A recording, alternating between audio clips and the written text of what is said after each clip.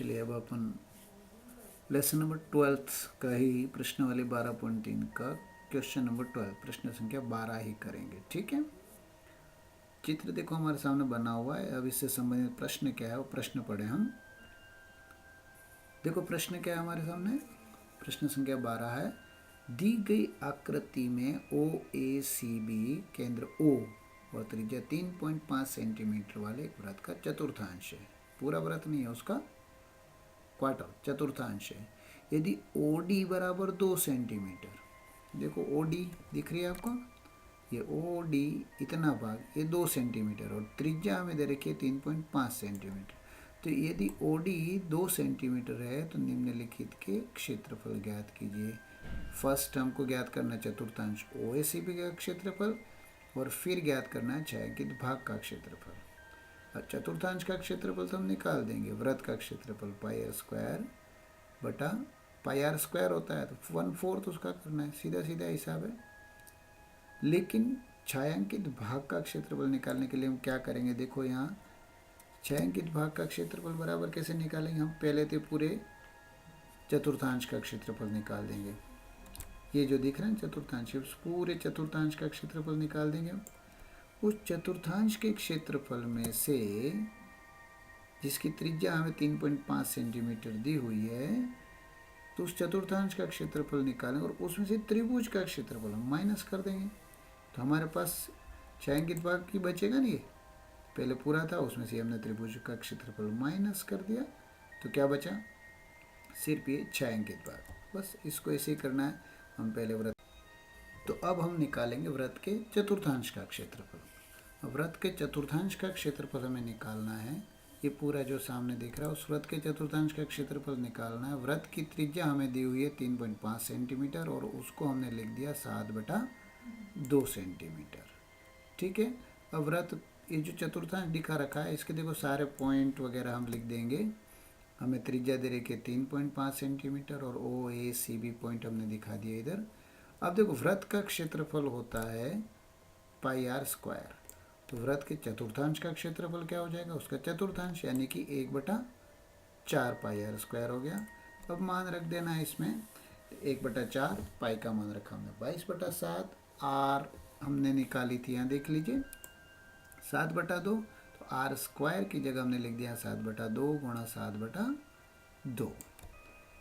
अब इसको हल कैसे करेंगे, देखो ये 7 से 7 हमने काट दिया और ये 22 को हमने 2 से काट दिया, तो 22 को 2 से काटा था कितना बचेगा, कितना बचेगा 11। तो 1/4 बचा, 11 बचा और 7/2।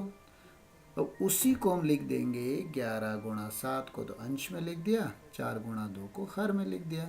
तो 11 गुणा 7 ये तो हो गया हमारे पास 77 और 4 गुणा 2 ये हो गया 8।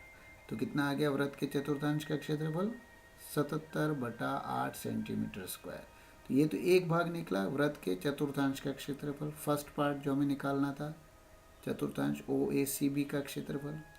अब नेक्स्ट है छायांकित भाग का क्षेत्रफल और उसके लिए देखो हम क्या करेंगे, त्रिभुज का क्षेत्रफल हमें माइनस करना पड़ेगा जिसका आधार तो 3.5 है और ऊंचाई 2 सेंटीमीटर। देखो कैसे करेंगे हम,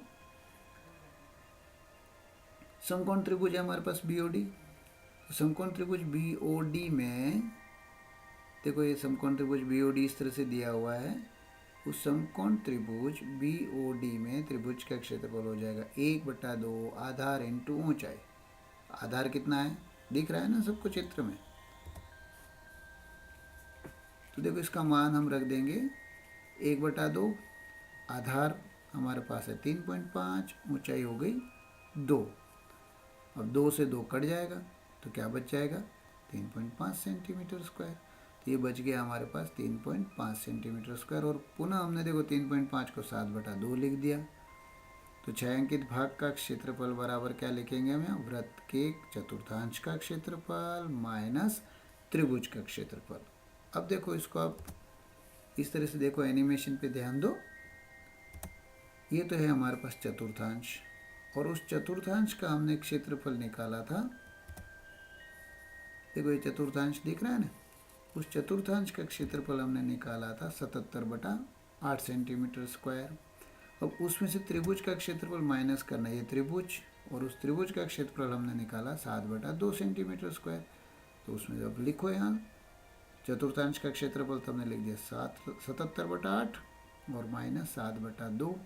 इसको सॉल्व कर लीजिए, 8 लघुत्तम आ गया तो ये ऊपर हो गया 77 और 7 गुणा 4। अब देखो 7 गुणा 4 कैसे हुआ, इस 8 में 2 का भाग दिया 4, उसका 4 का ऊपर गुणा है, इसलिए 7 गुणा 4। तो ये हो गया 77 माइनस 28/8 बराबर 49/8 सेंटीमीटर स्क्वायर। ये हो गया हमारे छायांकित भाग का क्षेत्रफल। Okay, for any kind of query you can contact me.